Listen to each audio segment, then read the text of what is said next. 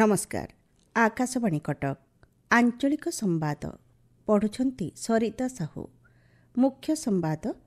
भारतीय चेतनार जनजाति गौरव एक अविच्छेद्य अंग भाव परिणत होइछि कहिले प्रधानमंत्री।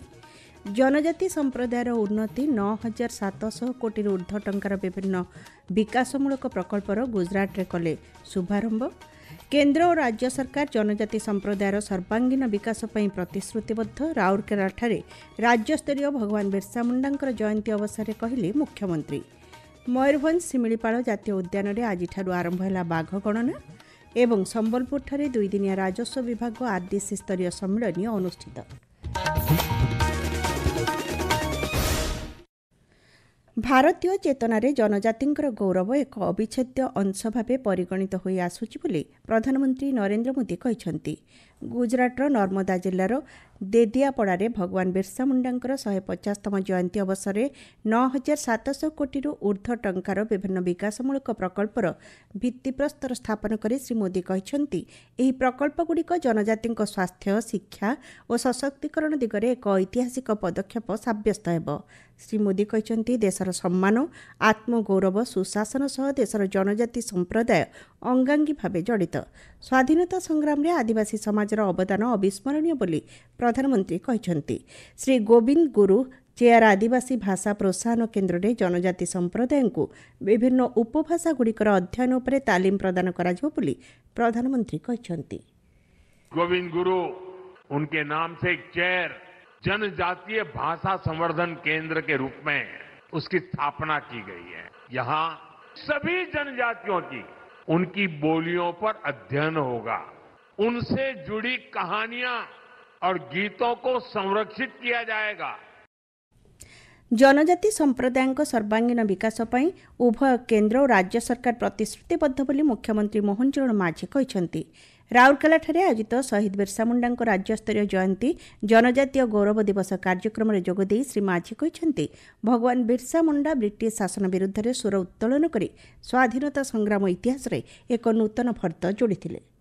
भगवान बिरसा मुंडा आम स्वाधीनता संग्राम एक प्रेरणादायी पुरुष। तांको जन्म दिवस को आम जनजातीय गौरव दिवस रूपे पालन करुछंती। गोटे वर्ष पूर्व माननीय यशस्वी प्रधानमंत्री श्री नरेंद्र मोदी जी घोषणा करथिले जे जणे आदिवासी स्वाधीनता संग्रामी सेई मानववादी भगवान बिरसा मुंडांकर जन्म जयंती को जितेबाला 150तम तांकर जयंती पालन करागला आउ सेथिपाई से घोषणा करले झारखंड तांकर जन्मस्थान जोठी खुंटी सेथिरे जातीय स्तर रे घोषणा करले जनजातीय गौरव दिवस। प्रधानमंत्री नरेंद्र मोदी नेतृत्व में भगवान बिरसा मुंडा जन्मदिवस को समग्र देश में जनजातीय गौरव दिवस भाव पालन करा जाउछि। सबका साथ सबका विकास सबका विश्वास और सबका प्रयास रे विश्वास रखुथिबा प्रधानमंत्री जनजाति संप्रदाय सशक्तिकरण पई विभिन्न योजनार कार्यकारी कराउछंती। जनजाति छात्र छात्री स्कूल ड्रप आउट ह्रास करने सहित शहीद माधो सिंह हाथ खर्च योजन अर्थराशि प्रदान करा जाउछि बोली मुख्यमंत्री कहते। एही अवसर में मुख्यमंत्री श्री माझी 1954 कोटी टंकार विभिन्न विकासमूलक प्रकल्पर उद्घाटन और भित्तिप्रस्तर स्थापन करिसेंती। राउरकेला हनुमान बाटिका छकरू पावर हाउस छक पर्यंत रास्ता को भगवान बिरसा मुंडा नाम नामित करिसेंती। अनुसूचित जाति और अनुसूचित जनजाति गवेषणा प्रशिक्षण प्रतिष्ठान ठारे जनजातीय गौरव दिवस पालित हो जाइछि। कार्यक्रम में प्रतिष्ठान निर्देशक जोगदे भगवान बिरसा मुंडा जीवनी संघर्ष साहस संपर्क में आलोचना करथिले। एही अवसर में अनुसूचित जाति और जनजाति विभाग पक्षरु राज्य जनजाति संग्रहालय रे स्वतंत्र पैभिलियन बिरसा मुंडा जीवनी और संघर्ष आधारित चित्रकला प्रदर्शनी करा जायथिला। भगवान बिरसा मुंडांकर 150तम जयंती को आज देश जनजातीय गौरव दिवस भाव पालन करुछि। भगवान बिरसा मुंडा भारतीय स्वाधीनता आंदोलन इतिहास रे एक असाधारण और प्रमुख व्यक्तित्व थिले। राज्यर विभिन्न स्थान में आज जनजातीय गौरव दिवस पालित हो जाइछि। कंधमाल जिला फुलवाणी कोरेनेसन पड़ियारे जनजातीय गौरव समारोह अनुष्ठित होइथिला। कंधमाल सांसद सुकांत कुमार पाणिग्राही फुलवाणी विधायक उमाचरण मल्लिक प्रमुख जोगदे बिरसा मुंडा जोगु आदिवासी भाई भौणी माने जमीपट्टा पाई पारिछंती बोली कहिथिले। देवगढ़ जिला प्रशासन पक्षरु बिरसा मुंडा प्रतिमूर्ति रे माल्यार्पण करा जायथिला। आयोजित कार्यक्रम में देवगढ़ विधायक रोमांच रंजन बेस्वाल जोगदे जनजातीय लोक तांकर संस्कृति और ऐतिह्य को सम्मान देवा उद्देश्य यह दिवस पालन करिसेंती बोली कहिसेंती। नयागढ़ जिलार दशपल्ला ब्लॉक କାକରାଠାରେ ଅନୁଷ୍ଠିତ କାର୍ଯ୍ୟକ୍ରମରେ ଖଣ୍ଡପଡ଼ା ବିଧାୟକ ଦୁଷ୍ମନ୍ତ କୁମାର ସ୍ୱାଇଁ ଯୋଗଦେଇ ଭଗବାନ ବିର୍ସା ମୁଣ୍ଡା ଜନଜାତିଙ୍କ ପାଇଁ ଆଲୋକବର୍ତ୍ତିକା ସଦୃଶ ଥିଲେ ବୋଲି କହିଛନ୍ତି। କେନ୍ଦ୍ରାପଡ଼ା ଜିଲ୍ଲା ଡେରାବିଶ ବ୍ଲକ ସଂସ୍କୃତି ଭବନଠାରେ ଜିଲ୍ଲାସ୍ତରୀୟ ଉତ୍ସବ ଅନୁଷ୍ଠିତ ହୋଇଯାଇଛି। ଜିଲ୍ଲା କଲ୍ୟାଣ ଅଧିକାରୀଙ୍କ ସମେତ ବିଭାଗୀୟ ଅଧିକାରୀମାନେ ଯୋଗଦେଇ ଜନଜାତି ବର୍ଗର ପ୍ରତିଭାମାନଙ୍କୁ ମୁଖ୍ୟ ସ୍ରୋତରେ ସାମିଲ କରିବା ପାଇଁ ଆହ୍ୱାନ ଦେଇଥିଲେ। ଭଦ୍ରକ ଜିଲ୍ଲା ପ୍ରଶାସନ ପକ୍ଷରୁ ଶହୀଦ ସ୍ମୃତି ଭବନଠାରେ ଜନଜାତୀୟ ଗୌରବ ଦିବସ ପାଳିତ ହୋଇଯାଇଛି। କଳାହାଣ୍ଡି ଜିଲ୍ଲାସ୍ତରୀୟ ଉତ୍ସବରେ ସାଂସଦ ମାଳବିକା ଦେବୀ ଯୋଗଦେଇ ଭଗବାନ ବିର୍ସା ମୁଣ୍ଡା ପ୍ରତିଭା ଓ ଗୌରବ ସମ୍ପର୍କରେ ଆଲୋଚନା କରିଥିଲେ। ନବରଙ୍ଗପୁର ଜିଲ୍ଲା ଡାବୁଗାଁଠାରେ ଆୟୋଜିତ ଉତ୍ସବରେ ସାଂସଦ ବଳଭଦ୍ର ମାଝୀ, ବିଧାୟକ ଗୌରୀଶଙ୍କର ମାଝୀ ପ୍ରମୁଖ ଯୋଗ ଦେଇଥିଲେ। ଆପଣମାନେ ଆଞ୍ଚଳିକ ସମ୍ବାଦ ଶୁଣୁଛନ୍ତି ଆକାଶବାଣୀ କଟକ କେନ୍ଦ୍ରରୁ। ବେଙ୍ଗାଲୁରୁଠାରେ ଆୟୋଜିତ ଓଡ଼ିଶା ପରବରେ ଉପମୁଖ୍ୟମନ୍ତ୍ରୀ ପ୍ରଭାତୀ ପରିଡ଼ା ରାଜ୍ୟର 6ଟି ସ୍ଥାନରେ ଇକୋ ରିଟ୍ରିଟ୍ ଶୁଭାରମ୍ଭ କରିଛନ୍ତି। ଉପମୁଖ୍ୟମନ୍ତ୍ରୀ ଶ୍ରୀମତୀ ପରିଡ଼ା ଆଭାସୀ ଜରିଆରେ ସାତକୋଶିଆ, ହୀରାକୁଦ, ଭିତରକନିକା, ସୋନପୁର, ପୁଟସିଲ, ଦାରିଙ୍ଗବାଡ଼ିଠାରେ ଏହି ପର୍ଯ୍ୟଟନସ୍ଥଳୀର ଆରମ୍ଭ କରିଛନ୍ତି। କୋରାପୁଟ ପୁଟସିଲଠାରେ ପଟାଙ୍ଗୀ ବିଧାୟକ ରାମଚନ୍ଦ୍ର କାଡାମ, ଜିଲ୍ଲାପାଳ ମନୋଜ ସତ୍ୟବାନ ମହାଜନଙ୍କ ସମେତ ବିଭିନ୍ନ ଅଧିକାରୀ ଏହି କାର୍ଯ୍ୟକ୍ରମରେ ଯୋଗ ଦେଇଥିଲେ। ପର୍ଯ୍ୟଟକଙ୍କ ପାଇଁ ଇକୋ ରିଟ୍ରିଟ୍ ଆସନ୍ତା ଫେବୃଆରୀ ମାସ ପର୍ଯ୍ୟନ୍ତ ଖୋଲା ରହିବ। ପୁଟସିଲରେ 5 ତାରକା ହୋଟେଲର ସୁବିଧା ସହିତ 25ଟି ସୁଟ୍ ରହିଛି ବୋଲି ଜିଲ୍ଲାପାଳ କହିଛନ୍ତି। ସମ୍ବଲପୁରର ବଲବସପୁରଠାରେ ହୀରାକୁଦ ଇକୋ ରିଟ୍ରିଟ୍ ଉଦ୍ଘାଟିତ ହୋଇଯାଇଛି। କାର୍ଯ୍ୟକ୍ରମରେ ପୂର୍ବତନ ବିଧାୟକ ନାଉରୀ ନାୟକ ଏବଂ ଅତିରିକ୍ତ ଜିଲ୍ଲାପାଳ ଯୋଗଦେଇ କହିଛନ୍ତି, ଏଠାରେ ପର୍ଯ୍ୟଟକମାନେ ବିଳାସପୂର୍ଣ୍ଣ ହୋଟେଲର ମଜା ନେବା ସହ ପାରାସେଲିଂ ସହ ହୀରାକୁଦ ଜଳଭଣ୍ଡାରରେ ବୋଟିଂ ଏବଂ ଦର୍ଶନୀୟ ସ୍ଥାନ ବୁଲିପାରିବେ। ଗଞ୍ଜାମ ଜିଲ୍ଲା ସୋନପୁରଠାରେ ଆୟୋଜିତ ଇକୋ ରିଟ୍ରିଟ୍ ଉଦ୍ଘାଟନ ଉତ୍ସବରେ ସାଂସଦ ଡକ୍ଟର ପ୍ରଦୀପ କୁମାର ପାଣିଗ୍ରାହୀ, ଚିକିଟି ବିଧାୟକ ମନୋରଞ୍ଜନ ଦ୍ୟାନ ସାମନ୍ତରାୟ ପ୍ରମୁଖ ଯୋଗ ଦେଇଥିଲେ। ମୟୂରଭଞ୍ଜ ଶିମିଳିପାଳ ଜାତୀୟ ଉଦ୍ୟାନରେ ଆଜିଠାରୁ ବାଘ ଗଣନା ଆରମ୍ଭ ହୋଇଛି। ଜାତୀୟ ବ୍ୟାଘ୍ର ସଂରକ୍ଷଣ ପ୍ରାଧିକରଣ ସୂଚନା ଅନୁସାରେ 2ଟି ପର୍ଯ୍ୟାୟରେ ଗଣନା କାର୍ଯ୍ୟ କରାଯିବ। ପ୍ରଥମ ପର୍ଯ୍ୟାୟରେ ମାଂସାଶୀ ଏବଂ ତୃଣଭୋଜୀ ପ୍ରାଣୀଙ୍କର ସର୍ଭେ ସହ ପକ୍ଷୀ ଗଣନା କରାଯିବ। ଶିମିଳିପାଳ ଦକ୍ଷିଣ ଡିଭିଜନରେ ପ୍ରଥମ ପର୍ଯ୍ୟାୟ ଅଭ୍ୟାସ 103ଟି ବିଟ୍ରେ ଆରମ୍ଭ ହୋଇଛି। ଗଣନା କାର୍ଯ୍ୟରେ ତାଲିମପ୍ରାପ୍ତ ଅଧିକାରୀଙ୍କ ସହ ବିଭିନ୍ନ ରେଞ୍ଜର କର୍ମଚାରୀମାନେ ସାମିଲ ହୋଇଛନ୍ତି।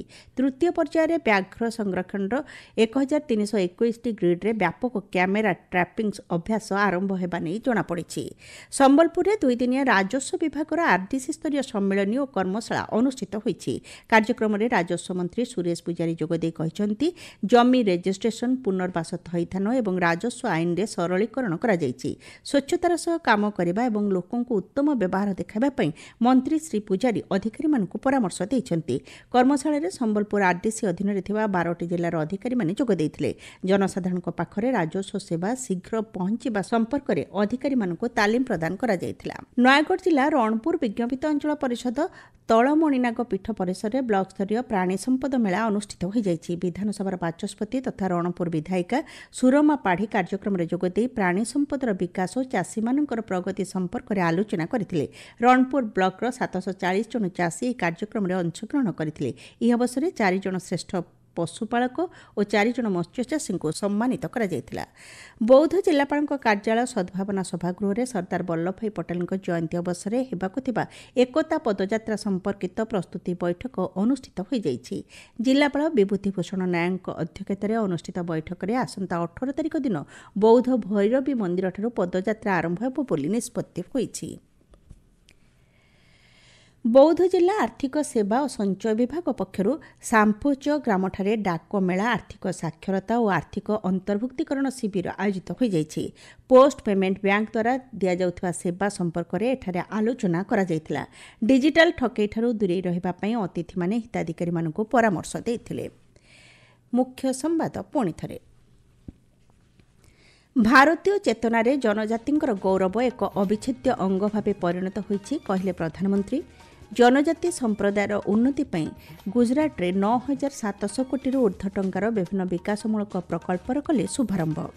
କେନ୍ଦ୍ର ଓ ରାଜ୍ୟ ସରକାର ଜନଜାତି ସମ୍ପ୍ରଦାୟର ସର୍ବାଙ୍ଗୀନ ବିକାଶ ପାଇଁ ପ୍ରତିଶ୍ରୁତିବଦ୍ଧ।